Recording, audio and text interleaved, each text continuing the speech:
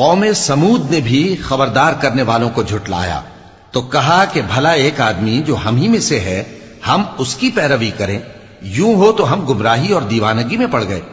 کیا ہم سب میں سے اسی پر وحی نازل ہوئی ہے؟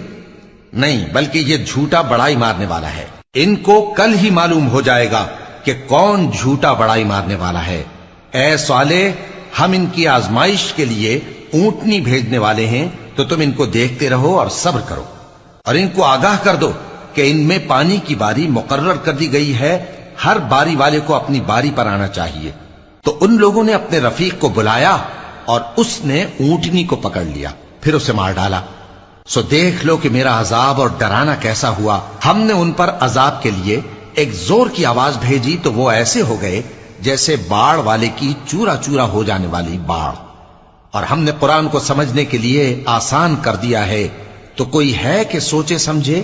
اس دن ہم دوزخ سے پوچھیں گے کہ کیا تو بھر گئی؟ وہ کہے گی کہ کچھ اور بھی ہے، اور بہشت پرہیزگاروں کے قریب کر دی جائے گی کہ ان سے مطلق دور نہ ہوگی۔ یہی وہ چیز ہے جس کا تم سے وعدہ کیا جاتا تھا، یعنی ہر رجوع لانے والے، حفاظت کرنے والے سے، جو رحمان سے بن دیکھے ڈرتا رہا اور رجوع کرنے والا دل لے کر آیا، اس میں سلامتی کے ساتھ داخل ہو جاؤ۔ یہ ہمیشہ رہنے کا دن ہے، وہاں جو چاہیں گے ان کے لیے حاضر ہوگا، اور ہمارے ہاں اور بھی بہت کچھ ہے۔ اور ہم نے ان سے پہلے کئی امتیں ہلاک کر ڈالیں، وہ لوگ ان سے قوت میں کہیں بڑھ کر تھے۔ پھر وہ شہروں میں گشت کرنے لگے، کیا کہیں بھاگنے کی جگہ ہے؟ جو شخص دل آگاہ رکھتا ہے یا دل سے متوجہ ہو کر سنتا ہے، اس کے لیے اس میں نصیحت ہے۔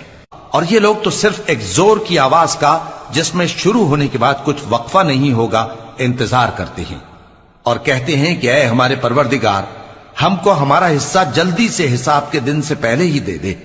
اے پیغمبر صلی اللہ علیہ وآلہ وسلم، یہ جو کچھ کہتے ہیں اس پر صبر کرو، اور ہمارے بندے داؤد کو یاد کرو جو صاحب قوت تھے، بے شک وہ رجوع کرنے والے تھے۔ ہم نے پہاڑوں کو ان کے زیر فرمان کر دیا تھا کہ صبح و شام ان کے ساتھ تسبیح کرتے تھے، اور پرندوں کو بھی کہ وہ جمع رہتے تھے، ہر ایک ان کے آگے رجوع رہتا تھا۔ اور ہم نے ان کی بادشاہی کو مستحکم کیا اور ان کو حکمت اور فیصلہ کن خطابت عطا فرمائی۔